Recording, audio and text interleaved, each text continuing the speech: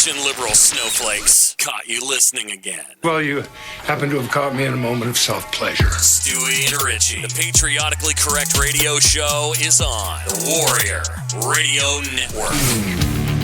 Welcome to this glorious Wednesday afternoon on the Patriotically Correct Radio Show. What's going on in radio world? My name is Stu Peters. That guy over there, my cohort, my co-host, my confidant, my partner in crime.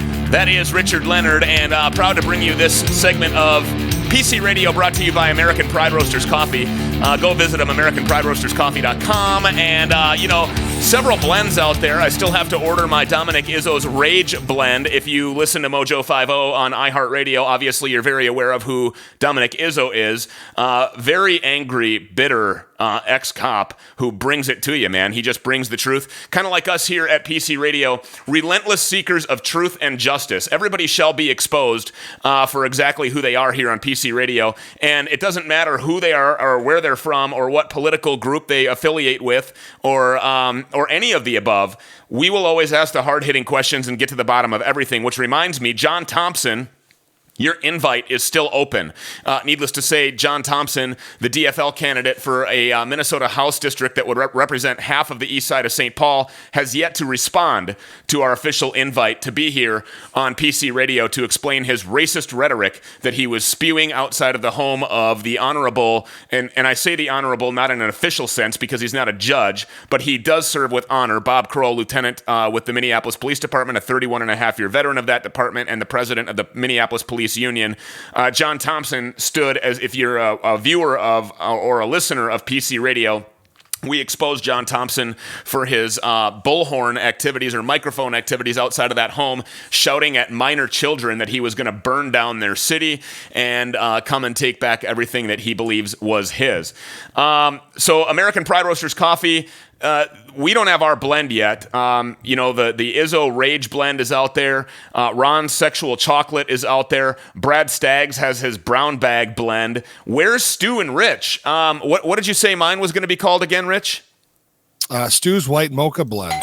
Okay, and then you've got the Black Lavender. Still yet to, we don't know where the lavender comes from, but Richard had a career in dancing with clothing optional. Whoa, it wasn't a career. Okay. It was, I dabbled a little bit.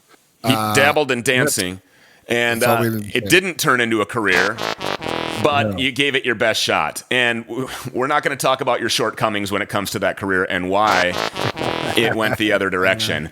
The war on cops continues across the country, and it's no secret that liberal Democrat politicians have taken the fight to their offices. And here in Nisswa, Minnesota, a small town kind of north of the cities by about an hour or so, I suppose, kind of out in the country, there was a mayor of that town in Nisswa that approached police on a traffic stop out on the highway. We want to bring that to you and show you that now here. You want to just stand back over there? What are you guys doing? Just stand back over there. What are you guys doing? We're stopping cars. For what? I don't know why we're stopping him, but he was the one that I just got here, okay? You guys are emptying his fucking car out on the road. Okay. What the hell are you guys up to? Just go stand back over there. Don't you guys have something better to do like go stand back over there. Okay? You know what? This isn't safe for you.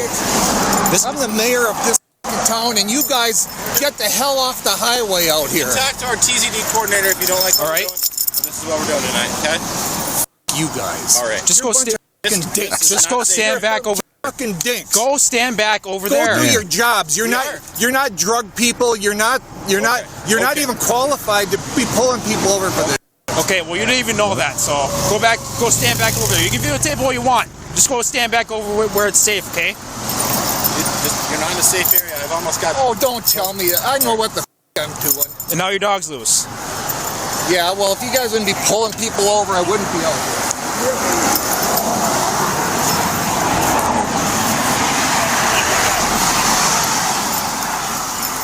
guys are a disgrace. You think up in this area we'd have some decent cops. You're as bad as the dinks down in Minneapolis. All right, whatever you say. Oh, shut the up. Now, I mean, who is this guy to be talking about decency, Rich? I have I have no idea, but for some reason that video really makes me laugh. It does. You, Mr. Mayor, are unqualified to be out there. What the hell are you doing? How does he know if these guys are drug enforcement cops or not? I mean, how does he know what training that they've attended? Maybe they are drug interdiction certified. Maybe they've taken the DEA classes. Maybe they have DEA boxes with pseudo or narcotics in the back of their vehicles. Maybe they work with the DEA task force. Furthermore, to be post-certified, you're certified in patrol operations. They have continuing education like Patrol 1 modules and things like that they complete. They're absolutely qualified to be out there making traffic stops. That's why they're police officers. It didn't end so well for the mayor. We want to take you to the end result here. This was filmed by the occupant of the vehicle that was being stopped, and here's this. You know what? And you know what? So are you, because you're not qualified to do this kind of work. You should be patrolling the streets. Whoops. For those of you listening, hold on. he's now being placed in a hold here, and he's spread eagle across the hood. And he's being arrested, taken into custody. So the mayor was arrested for obstructing the legal process and disorderly conduct. I believe that he was released at the scene, and it was a cited type of deal where he was let go. Richard, all over the country, these politicians feel the need to interject themselves into this war on police. What is going on? You know, I laugh at that video, but in all seriousness, it's really not funny at all. This was, I guess we could say, a minor intrusion of police power, in this one given instance. But you're right, all over this country, it's just getting completely out of hand. And I would really like to know who these officials are in bed with to stop the cops from doing what they've been hired to do, the oath that they took. Well, and I don't know that we can say that the mayor is in bed with anybody other than his own egotistical self. I mean, clearly he's a narcissistic, out of touch. I mean, I thought it appears to me that he could potentially be under the influence. I mean, who acts like this? You're walking across an interstate highway to interfere with police that are serving in the community that you were elected to represent, and now your dog is loose running around on this highway. I mean, there's so many things that could have gone wrong there. Another car that's passing by sees the dog, slams on the brakes, veers into the side, crashes into those cars, kills him, kills the police officers, hurts or maims somebody. And what about the people that were originally being stopped by the officers? We don't know at what point. The mayor doesn't know at this point at what point in the process of this traffic stop they are in. They could be potentially investigating a party that's got felony warrants. They could suspect that these people have guns in their car, and this thing could have turned out really bad. Thank God that it didn't. But Richard, these guys are putting themselves into these situations right out there in the middle of the street trying to make a name for themselves. Yeah, I would love to hear an interview of the folks that were being stopped and how that went down and what they were thinking. I mean, I've never known anybody, a cop or anybody else, to have an interference like that while on a traffic stop. And they caught video, right? And they did. Here, I'll take you back to the video. This is the passenger recording. So are you, because you're not qualified. And during this, so he gets now here he pointed at the officer. That's when the officer, he's had enough, and he goes ahead and he grabs him there by the arm, takes him over towards the hood of the car. There was a little bit of resistance there, or tensing up at least at very minimum, and he takes him over there to put him, take him into custody. But then there's some comments here by the passenger that's recording. We'll listen here. He's had about 5 warnings. I've had no warning. Hold on. Okay, I've had no warnings, he says. The woman in the car was like, hey, look at this. And the guy, the driver, presumably, or maybe even the passenger, I don't know from what angle that was recorded, it appeared to be on the passenger side. So I think it was the male driver that said, I don't want to see this. And the female said something to the point, well, he had a bunch of warnings. And so, and the police agree, yeah, he had all kinds of warnings. But the fact remains is that these politicians are so out of touch with what's actually going on in their own. They live in a bubble, and that's proven by people like Lori Lightfoot down in Chicago, where she hates the police. She's leading the charge in that city to defund or disband or replace or cancel her police department. She takes every opportunity that she has to condemn the police or to put the police on blast, and then she takes police resources, brings them to her own block, and shuts down the block using the police, gets behind the podium and says things like, I'm not going to apologize. I'm a public figure. It should be expected that I'm going to protect myself and to protect my residents. I deserve the protection. Nothing is more fascist than this, Richard. You know, in some instances, in some ways, this is exactly when people use the analogy that ignorance is bliss. The things that are really going on out in the street when people are doing bad and getting arrested and all this other carrying on is happening by the cops, most law-abiding people don't know and probably don't want to know what's really happening. Right. And now that you feel like you need to put yourself in it as a politician or anybody else, now you're dumbfounded. But sometimes in our communities, in our society, force is necessary because some of these animals don't understand words. It's racist. They don't understand politeness. They don't understand any of that. You know, there's a clip on Fox News playing right now of a store in Chicago getting looted, and the cops are just standing by watching because what are they supposed to do? Well, they've been rendered essentially useless and to no fault of their own, but by worthless, cowardly command staffs. We see it personally here every single day in Minneapolis. Madera Arredondo is a coward, and he's weak. We were talking last night. It takes somebody to be the sacrificial lamb. It's going to take a police chief to tell a mayor like Jacob Fry in Minneapolis, you know what? F you. We're going to be the police out here, and we're going to go arrest bad guys. And if you want to fire me, then go ahead and fire me. And then it would take the inspectors to follow suit, which are the heads of the independent precincts. They would have to follow suit and say, no, you can fire him, but in our precincts, we're going to do this. What are you going to do? Fire all of us? And then if the mayor does fire all of them, whoever then takes that position as a lieutenant or a sergeant gets promoted or whatever happens to that inspector position, they then have to follow suit. And the police have to unify by form because there is power in numbers, and we know that. You alluded to what's going on out here in the streets, and nobody wants to tell you what's actually going on, including these politicians. You don't see on mainstream media the things that are actually happening with people like Antifa and Black Lives Matter. Now, in Nancy Pelosi's state of California, we're going to bring you this film, and I'm going to have to narrate it for those of you that are listening on iHeartRadio, Mojo 50. Welcome to the program. I'm going to narrate this for you because there's really no narration or audio per se that goes along with this. But here's an Amazon truck that has pulled up to make a delivery.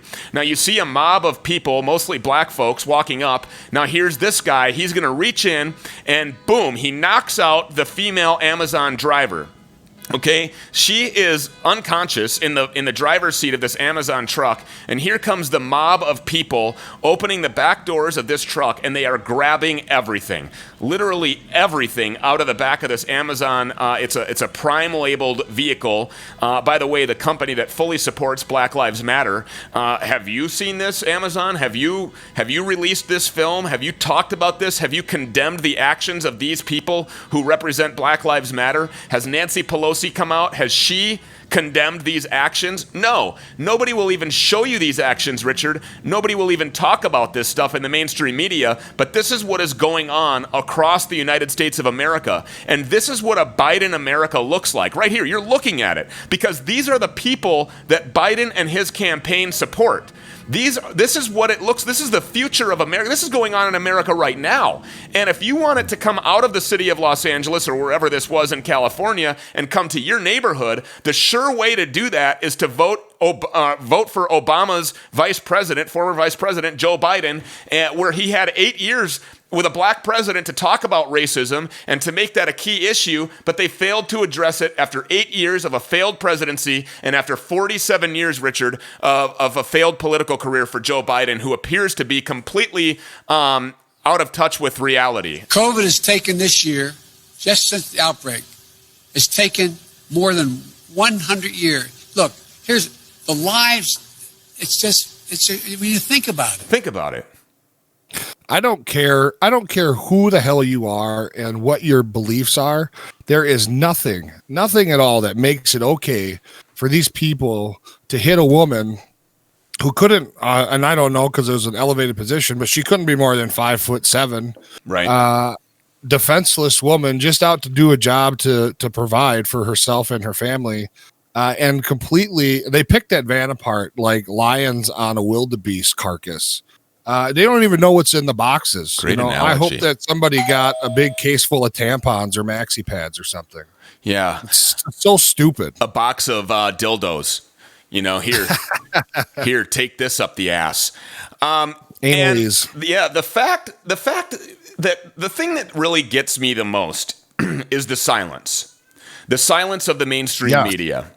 And then it's not just the silence from elected representatives that gets me the most, but it's their actual support of these groups of people that are doing this. Are these people, let's just look again at this here. Are these people, are they doing this in the name of systemic racism? Is that what this is? Because does this actually represent a group of people from a particular ethnic background or a particular skin color, I guess, if you will, if you want to really dumb it down? Is this really supportive of your cause that, hey, our lives matter? Does it get that point across, Richard? No, and nobody will ever convince me that is the cause. I wonder, do these people go home at night and sit around their rooms or their houses and go, yeah, today we robbed the shit out of an Amazon van. It was a great day. We're really providing for ourselves now. And we really showed the world that we're not ignorant and that we're not criminals. And, so listen, if there is a KKK meeting in Louisiana somewhere and I learn about it, they're screaming white power. And, I'm a white guy, and I'll never apologize for that. I was born white and that's what I am. But I choose not to attend a meeting like that. Okay, because my core values and the way that I was raised, I know that Black Lives Matter. But these criminal thugs are proving that theirs don't. And I can't get with that. Because to me, you're pond scum. You're the bottom of the barrel. You're the lowest of lowlives that you could ever imagine. And you're being supported by an actual political movement called Black Lives Matter. I'm not talking about the movement that encourages people to understand that Black Lives Matter. I'm talking about the political group, BLM, hashtag BLM, Black Lives Matter. These people, it was alluded to that they should be referred to as a criminal terrorist organization.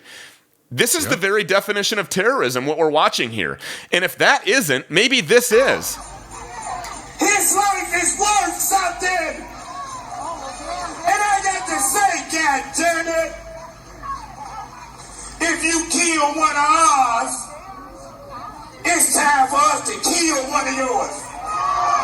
I mean, they're openly calling for a race war in Kenosha. This guy speaking, saying, if a police officer kills a black person, then black people are just going to come out and start killing white people. Or he may be not even just referring to white people. He may be one of yours when he says that. He may be referring to police officers and waging actual physical gun violence war on police officers. Richard, you read something, an FBI warning that happened in Chicago. The warning came out yesterday. And this is where over 30 organized Chicago street gangs have vowed to take out and gun down any police officer who has his weapon out in a public space. We worked last night. We had our weapons out. Yes. And so the thing is, and it was in a public space. This is a guy that was wanted for rape and for aggravated armed robbery. He was actually in the area to purchase a firearm. He was recently shot in a gang affiliated confrontation. He's known to carry firearms. Of course I'm going to have my gun out. It's my job. My number one job is to make sure, Richard, that you and I go home at night. And that is the number one job of every police officer that works out here. Rule number one, everybody goes home. And that includes the bad guy, if you will, okay? And maybe not all criminal suspects are bad guys. There are people that make mistakes. But this stuff that we're looking at here on the streets of California, this is not an innocent mistake.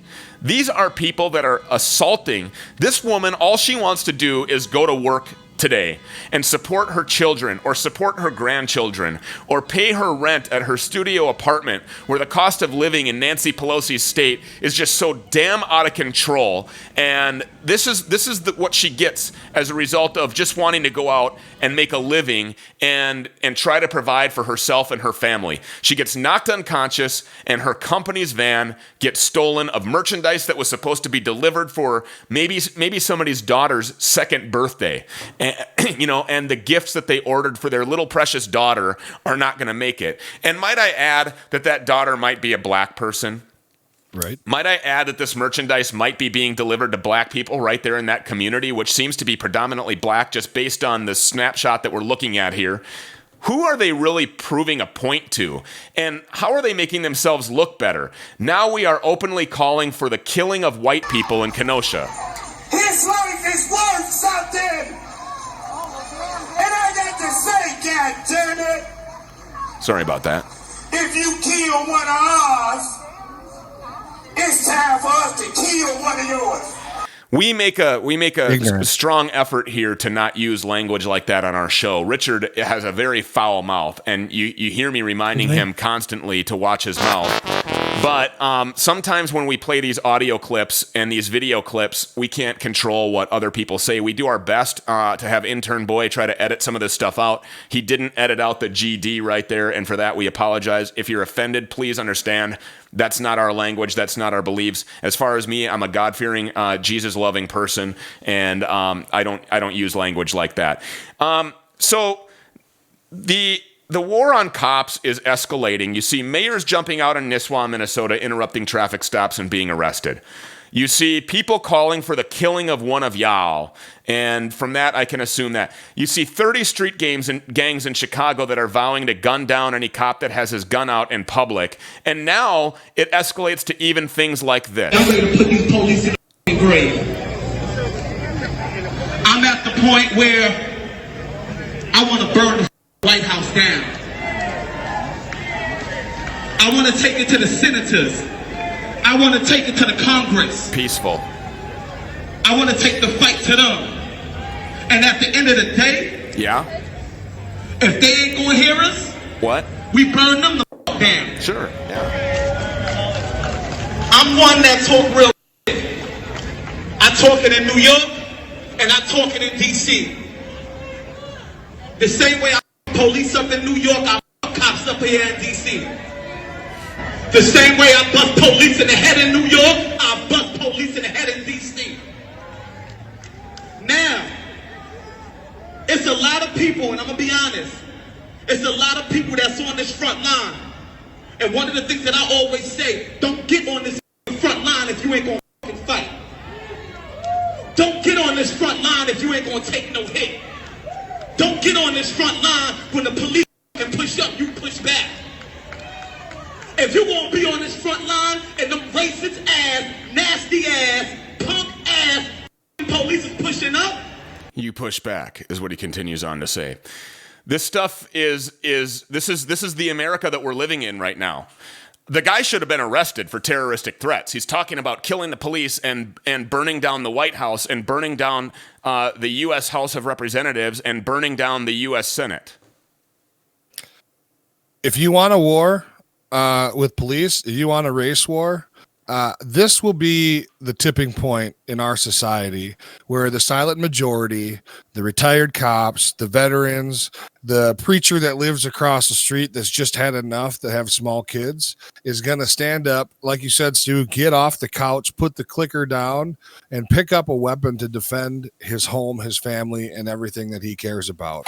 And you're going to lose. And, you know, I guess I'll bet on it. I'll bet a paycheck on it that you're going to lose because there are black folks, there are Latino folks, Asian folks, all these people that don't agree with you and just want you to shut the F up and sit down somewhere, go lay by your dish. Ooh. And so go ahead, bring the war and you're going to lose. I promise you. It'll be unfortunate, but it'll be a bloody day in our society, I think. It will. And people are going to protect the police. The majority of people out here actually really do love our police. Coming up in the second half of the show, we're going to have Jack Dunn. You're going to stick around for him. He is the Bikers for Trump National Coordinator of Political Affairs. Bikers for Trump. They are a huge national movement. They started in 2016 when Trump was originally elected. Took the whole country by storm. Jack Dunn coming up next. More PC Radio straight ahead. Do not go anywhere. My name is Stu. That's Richard. Stick around. Censored by Twitter, shadow banned on Facebook, and hated by fake news media. The Patriotically Correct Radio Show with Stu and Rich, Mojo 50 Radio. Hey, what's going on, loyal Patriotically Correct Radio listeners? That's right, hashtag PC Radio all over Twitter. Really piss everybody off if you have the opportunity. It's great because we're being fought all the time. I mean, even our Facebook page is limited in what it can show. And that's just unbelievable. I don't even know what to say about that. But you're not limited in what you can show on your wrist, on your ring, around your neck, or anywhere else that you might think that you want to display proudly some jewelry. Maybe it's some jewelry that you've had that has become dingy. Maybe you've lost some stones. Maybe the thing is bent up a little bit. Maybe it's gone through hell and back just like you have in this lifetime. That's no problem because along with custom jewelry is jewelry repair. Cleaning, things like that. That can all be done at Johnson Jewelers in Woodbury, Minnesota. So if you live in Minnesota, you're lucky because then you can just drive to Woodbury, walk into their store over there, take a look at everything that they have in the case. By the way, in that case, Richard, isn't it true that like 90% of that stuff is custom made by Karen herself? That is what I understand, yes, and it's all beautiful. It is, and we've been in there. I unfortunately the ring, the wedding ring that I have, I didn't purchase there because I didn't know about Johnson Jewelers then, and that's because there weren't great people like you and I associated or affiliated with Johnson Jewelers and spreading the word. But now that we have this platform broadcasting to millions and millions of people across the world, you know about Johnson Jewelers, and lucky you, because you learned quicker than we did. There's three kinds of people in this world: the dumb people that don't learn from their mistakes, the smart people that do learn from their mistakes, and the wise people who learn from other people's mistakes. So be wise, learn from mine, and get involved with Johnson Jewelers earlier in life. Visit them online, johnsonjewelers.com, johnsonjewelers.com. That is johnsonjewelers.com. I'm Donald Trump, and I approve this message. Joe, it's time to go, go, go. You're just so status quo. Both friend and foe know you're a no-go, Joe. Come on, man.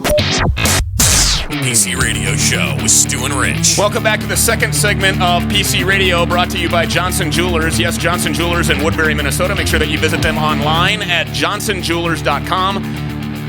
The custom work that they do over there is just absolutely amazing, and it doesn't matter where you are. If you've got that pendant from Grandma or that stone that Grandpa left behind, and you don't want to shove it in some safety deposit box or shove it under your pillow or shove it up your ass, all of those things are completely unacceptable. You want to wear them and keep Grandma and Grandpa close. The custom jewelry from Johnson Jewelers is absolutely amazing. I want to show you something here. We talked about Bikers for Trump, and we talked about them being on the show. Here's a little bit of media coverage that they've recently received. That group called Bikers for Trump started their journey today in West Bend. They rode all the way down to downtown Milwaukee and ended right here outside of the DNC security perimeter. As you can see behind me, a few still remain. However, a majority have already left. But before they did, they made some noise. All right. Sounds beautiful. A group of about 100 to 150 Bikers for Trump members arrived around 4 o'clock, and a majority stayed about 30 minutes. They sang the Pledge of Allegiance and the Star-Spangled Banner right along the edge of the barricades, which prevent people from getting within a couple blocks of the Wisconsin Center. Many among the group are from Wisconsin. However, others traveled cross-country for this event. One man tells me he rode his bike all the way from Tennessee, particularly to be a part of this rally. They had strong words in opposition to presidential nominee Joe Biden and his campaign platform. Group leaders say their presence shows the silent majority will help President Trump carry Wisconsin like he did in 2016. We hope so. We're not concerned about their convention. We wanted to show a presence and support for our president, Donald Trump. They come into Milwaukee, which is fine. That's their prerogative. They're having a convention. It's not a big deal no more because they got to shut down. But we want to show support for our president, and we are not going to cause any problems, but we don't want them to think because they have their convention here that they took Wisconsin. Wisconsin ain't theirs. It's ours. Beautiful. And this rally remained peaceful throughout their entire state. Police never even approached the group as they stood right along the perimeter here. Great. Bikers for Trump is the political phenomenon that took the 2016 presidential election by storm. Founded by Chris Cox in the summer of 2015, Bikers for Trump is a grassroots organization of patriotic citizen crusaders who are committed to supporting President Trump and his agenda while upholding American liberties. Our guest this afternoon is Jack Dunn, Bikers for Trump National Coordinator of Political Affairs. Mr. Dunn, welcome to PC Radio. Well, thank you for having me. Jack, your father was Jack Lachey Dunn. He honorably served in the United States military and is a veteran of World War II, the Korean War, and a Bronze Star recipient. On behalf of myself and Richard, we're forever grateful for his service, by the way, to our country. They say the apple doesn't fall too far from the tree, and here you are serving our country still yet today with Bikers for Trump. Tell our listeners exactly what it is that you guys are doing, what you're all about. Well, Bikers for Trump, we're blue-collar patriots. That's all we are. We come from all different walks of life. Like the military, bikers are a brotherhood. We support each other, and you look at our demographics across the board, we're patriots, we're blue-collar workers, we're veterans, we're law enforcement, we're doctors, we're lawyers, we're businessmen. We're all people that believe in the United States, the foundation that it was built on, and we support it. And we got a little upset back in 2015 when Donald Trump went out to California, and there was all the unrest and the burning of cars and people being assaulted. And we just said, that's not right. That's not this country. Mm-hmm. We have a democratic process. Right. And campaigning, rallying, conventions, everything, that goes with it. Don't disrupt our democracy over this. The democratic process has to work, and that spurred us on to get involved. Well, the Democratic Party has no doubt been hijacked by radical Marxists. And these racist extremists have been able to successfully infiltrate not only our government at every level, from school boards to city councils, mayor's offices nationwide, the U.S. House, and even in the Senate, but are also using their political swagger to influence police command staffs and are now weaponizing law enforcement against anyone who speaks out or acts in opposition to their progressive agenda. Did that make you nervous when you rode 150 bikes into the Democratic stronghold at the DNC, Jack? Well, it was definitely a consideration, but we look at it this way. There's the cliche of peaceful protesters. That's what the left calls themselves. Right. We look at it this way. We can keep the peace by having a show of force without using force. And that is how we rode in as a group. Bikers have a reputation in the world, and, it was well earned years ago. Yeah. About bar fights and street fights. People don't want to mess with bikers, especially when you come in a large number. We're all flying the flag, and we're all supporting Trump, and we're not there to cause trouble, and people realize that. Our reputation preceded us into Milwaukee. You can see that because there was no police presence or action required to keep you guys at bay. And you're there, actually. You mentioned that a lot of you are either current or former law enforcement military. Obviously, your intention is to control the situation rather than to incite anything. And today's progressives have proven to us that they'll stop at nothing in pursuit of inciting that violence to gain control and power and compliance. We know that. That's a fact. They use false narratives such as systemic racism in law enforcement, COVID mandates that keep us from those we love, and incite this violence, hate, and division and riots. And anybody who questions these people is automatically labeled as a bigot or a racist. You're the national coordinator of political affairs for a group that vehemently opposes this group of hateful and dangerous thugs. Have you personally, Jack, or anybody from your group received any threats from these fascist, racist people?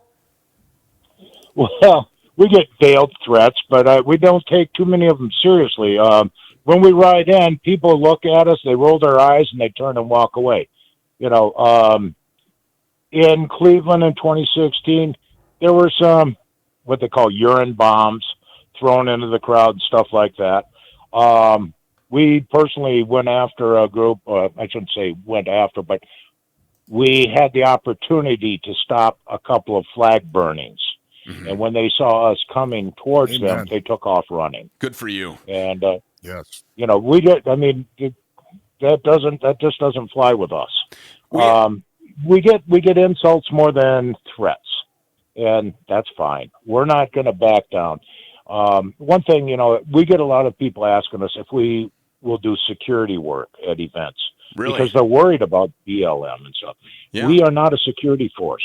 We go into these situations, these events, as supporters.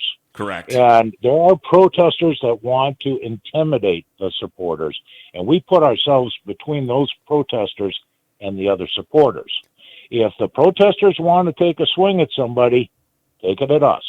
We're peaceful. We follow the law, and the Constitution says if we're assaulted, we can defend ourselves. So if they want to throw the first punch, we will throw the last punch. The mainstream media continuously and relentlessly shows us that Trump is behind in the polls. They tell us that our president is a racist, a misogynist, a sexist. The do-nothing mainstream media tells us he was behind the 8 ball and late in his response to the pandemic. They tell supporters of the president that they also are less than patriotic, insensitive, out-of-touch deplorables, and that they paint a picture of hopelessness for America. You've ridden thousands of miles, and no doubt you've seen the streets of many American cities affected by the chaos preceding the upcoming election. We were just watching it earlier as an Amazon driver was attacked on the streets of Pelosi's state in California.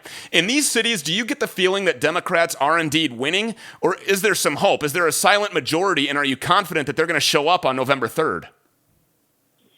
The silent majority is going to prevail on November 3rd. I've traveled all over this country, both on my bike and driving a truck cross country.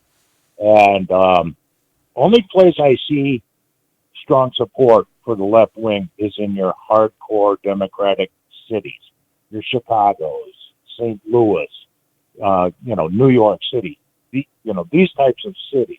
Outside of those city limits, hardly anything. I was riding back from Milwaukee after our event the other day, and I coming through. I'd like to take the little roads, the back roads, not the interstate. And all those, I'm going along, I'm seeing 100 Trump signs for every Biden sign. And I mean, there's little pockets. Like one little town in Wisconsin, I saw probably 10 Biden signs and only 2 or 3. But this is a population center of only less than 100 people in that little community. But everywhere else, everything is Trump, Trump, Trump. And I think that as things progress, more and more people are crossing over. After Trump's acceptance speech, the other night, C-SPAN had numerous phone calls coming in from people that were saying they were switching from the Democratic Party and voting for Trump because of the inspiration they got from his speech. That is going to be the new wave crossing the United States over the next 58 days.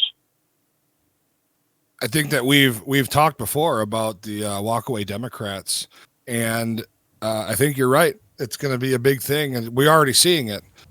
We talked about the silent majority earlier in the show as well, and you had just mentioned it that they're going to prevail on the 3rd of November. I'm wondering, what do you think would be the tipping point for our society's silent majority to actually get up and be unsilent? I personally was saying that I think it's going to be the war raged on cops, that folks are going to get up and stand next to the police. What do you think? I think that you would be correct. Americans believe in law and order. There's a little bit of John Wayne in everybody that's a true American. And that is the truth. We love and respect our law enforcement and our veterans. And that's one reason we're doing our event this weekend down there on the rivers, to back the blue and show support for them. We know nationwide that lawlessness and riots and what's going on is not the future. And it doesn't matter what political ideology you fall under. You don't believe in tearing up things to get ahead. We have And, go ahead, Jack. I'm sorry, I didn't mean to interrupt you. I'm just no, getting no. excited. I mean, people from both sides of the political aisle can see the failures of rioting and destruction. Yeah, that is not a positive message for our children or the grandchildren or the future of this country. We have a Twitter One page interesting note. for the radio show. We have a Twitter page, Jack, and some listeners that when we advertised that you were going to be on the show today, they emailed the show and they asked us to ask you a couple of questions. So I've got one of them here that says, ask him about the Antifa/Hell's Angels squabble, the history of bikers and their support of right-wing causes, despite being somewhat anti-establishment themselves. The Hell's Angels, definitely anti-establishment, Antifa, anti-establishment. So tell me about that. Do you have any inside information about that exchange between those two groups? Sonny Barger put out a public announcement that it was ridiculous to think that, Hell's Angels were going to get involved with anything like that. I put out an announcement for Bikers for Trump that the story was fake. The story started with Tentley, I believe was the company out of Aurora, Colorado. And even on their website, they say they are a fake media site, news site. And it got picked up and spread as stories do around the internet. Sonny Barger made a comment saying it was false. I made a comment that said it was false. Stuart Rhodes, national director of the Oath Keepers, also made it because his organization was mentioned in it also. We talked to each other and we decided, no, we got to kill this, and we did. Denied it. We're not going to be a part of that. Law enforcement and the president, they run this country. We don't go out there and take on the fights unless we're asked to. Those are all great things. I did see on the internet the little confrontation that was had at Sturgis when some Antifa folks came and kicked over a bike, and I was surprised to see that that the cops intervened as quickly as they did. Were you there, Jack? Did you go to Sturgis this year? I was there before the rally. I've been to enough rallies. I was busy getting things set up for our Milwaukee event, so I was not. Chris Cox, our founder, was there. And a lot of this stuff Antifa and these people do are, optic moments. They set them up, capture it on film, and then blow it way out of proportion. They showed up the next to last day of the event. Most of your serious bikers and stuff are all headed back across country to get to their jobs Monday morning. Mm. And you get a lot of the locals, and they did this on a day when they knew it'd be safe. And the police had to surround them right away to protect them. Otherwise, they would have gotten killed. Yeah. The protection from the police was probably meant more for Antifa people than it was to protect the property of the Bikers for Trump. If it was even a Bikers for Trump person, and I'm not saying that it was, but I'm just saying that, that probably would have ended very badly because these Antifa people, they're cowards. I got another listener question here. The history of bike clubs or, quote, gangs really started with veterans of military services seeking that same camaraderie they felt in the armed forces. Does Jack think Donald Trump's policies resonate with bikers as far as support for military and police, even though there might historically be a love-hate relationship with bikers and police? I like that. That's a good question. It's a very good question. And it's true. I mean, 20 years ago, you'd never think of bikers and police holding hands for the same cause. You do see it today because we're Americans. The relationship between being veterans and being in a bike club is the brotherhood, knowing that somebody's got your back and they trust you, you trust them. That's, that is how it is. It's in the military. It's in the biker community. Now, Bikers for Trump in itself is not a motorcycle club. We're a political movement. We were founded and we are run by bikers, but you don't have to own a bike or ride a bike to be part of our movement. We're 145,000 members nationwide. We got 350,000 followers on social media. Our biggest advantage or our biggest purpose is spreading the message. We are part of the Trump Victory Campaign Coalition, and they really like us because our impact on the internet is far more reaching than any other groups. And that's our main mode of operation. We do volunteer work in the different states with the different campaigns, but our whole purpose is Trump, his agenda, and giving him the politicians to work with him to accomplish those things. You know, Jack, I myself just started riding a motorcycle not too long ago, a few years ago. And at 38 years old, I could tell you I'm pretty pissed off at myself that I didn't find it a whole lot earlier in life. It was something that I really needed when I came home from my first tour overseas. Instead of going the route I went to try to cope, a bike would have done me very well. And so I commend you, and I commend your organization and your people for holding true to that camaraderie and that brotherhood. A lot of people need it. And also it's just needed. Like you said, the whole culture of bikers is extremely, extremely American. Like you said, there's little John Wayne and everybody. And so I don't know.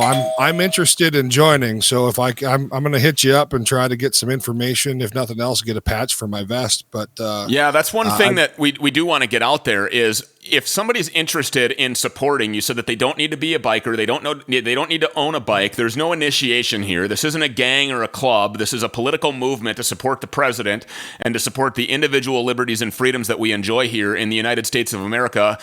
Indisputably the greatest nation on the face of the planet. That is a fact.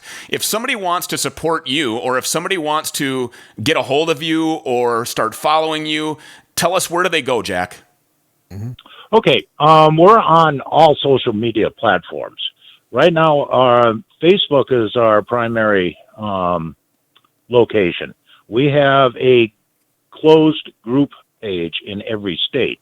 And because federal election laws, PAC laws require, we are involved with a PAC, that you can only join or be a member in the state you live in and are registered to vote in. So we have a public page also on Facebook. Our public page is Bikers for Trump 2020, and that's on Facebook. Or you can go, if you're on Facebook and you want to join your state, you just type in Bikers for Trump, whatever your state is. I'm going to use Minnesota as an example.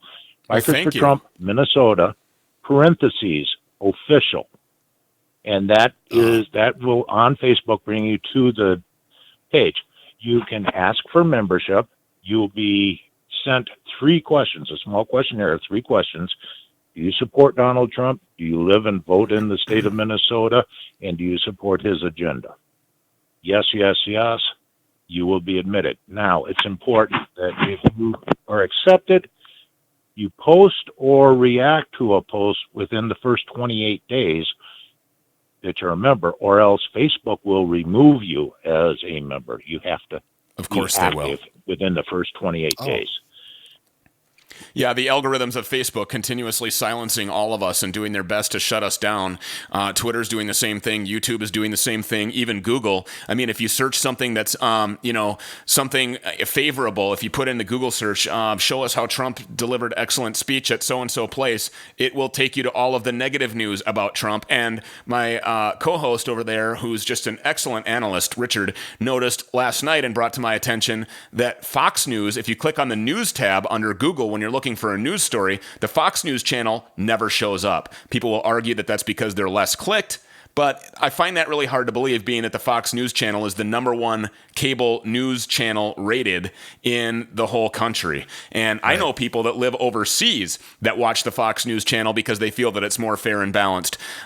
So I just want to recap for our listeners. If you want to get a hold of these people, Bikers for Trump, and you believe in their cause, and you believe in the president, and you believe in safety and security, and you believe in our military, and you support our law enforcement, then you're on board with Bikers for Trump. And the way to show that allegiance and the way to get involved is on the national level. If you want to follow their page, that is Bikers for Trump 2020. Again, Bikers for Trump 2020 on Facebook.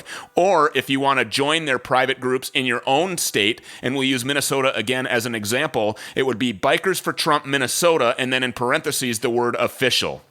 Is that all correct? That is 100% correct. I can't believe I nailed that. That's unbelievable for a guy like me. And then also there is a Bikers for Trump in Minnesota. There's a Bikers for Trump event coming up this Saturday, September 5th in Hager City, Wisconsin. Now, if you don't know where, so I say Minnesota because Hager City, Wisconsin might as well be Minnesota, although it's not in the People's Republic. But I will qualify that by saying there's a socialist fascist over there as well in the governor's office in his chair, that Tony Evers, that despicable coward that he is. But there is a Bikers for Trump locally, I will say, event coming up this Saturday, September 5th in Hager City, Wisconsin, just across the Mississippi River from Red Wing, Minnesota, if you might know where that is. The event will be located at one of my favorite places to go, the Harbor Bar. It's called Rally in the River Valley. And this is an idea where boaters and bikers unite to support President Donald Trump. That's this Saturday, September 5th at 4 p.m. For more information, of course, you can always visit Bikers for Trump on Facebook. Just look for Bikers for Trump 2020 or Bikers for Trump Wisconsin, parentheses official, Bikers for Trump Minnesota, parentheses official. Tell us about what's going to be going on over there at the Harbor Bar in Hager City, Wisconsin. Well, we're excited about this. We put the word out. Some people got boat parades built up, started ahead of us. So we're a day or two late on getting the boat parade idea. There was a little issue about a permit for a parade on the federal waterway. So we decided, well, we won't have a parade. We'll have a rally, and people will have their Trump flags flying as they come from north or south. We've got bikers from all over. And what we did was, instead of doing an organized ride, because it's such a beautiful area down there, both sides of the of Lake Pepin, yes, was just come, ride, go where you want, be with your family. It's a national holiday. Just at 4 o'clock, be at Hager City at the Harbor Bar. Turn your bikes and come towards us in time to be there at 4 o'clock. We've got a couple of bands. I understand Chris is getting a speaker lined up. We've got... we're going to have a regular rally. We're going to have Bikers for Trump merchandise. You'll be able to do voter registrations if you want. This is all a pep rally supporting the blue, our veterans, and Donald Trump. And bikers. Chris, for those of you that don't know, is the acting general manager or general manager of the Harbor Bar. It's owned by his father, Brad Smith. Brad and I go way back. I met Brad many, many years ago. My parents actually had a boat in Red Wing when I was growing up, and we lived in the cities, but we would travel 50 minutes or so to Colville Park, where we kept our boat, and then we would oftentimes take the dinghy, the little inflatable boat, and go to the Harbor Bar for lunch, and they would have drinks, and they always have live bands there. The notorious Reggae Fest is held there. They were shut down for a little while with the COVID stuff, but they jumped all over that. There's no threat of that going on anymore, and it's a great place with $1 million view. Brad has fought the DNR relentlessly to keep that property. They've been trying to take it away from him for decades, and he has relentlessly and fervently fought against that. He has a great establishment over there. The jerk chicken is absolutely amazing. Yeah, they oftentimes have food things going on outside. I'm no doubt there'll be live music. Chris is setting up a speaker, according to Jack, and it should be a great time. Jack Dunn, Bikers for Trump, National Coordinator of Political Affairs. Can we have you back on this low-budget afternoon show again sometime?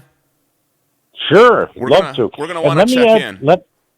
If I could, let me add one thing about our rally on Saturday. In about 30 seconds. We're going to have a raffle. No cost for a ticket, but everybody gets a ticket.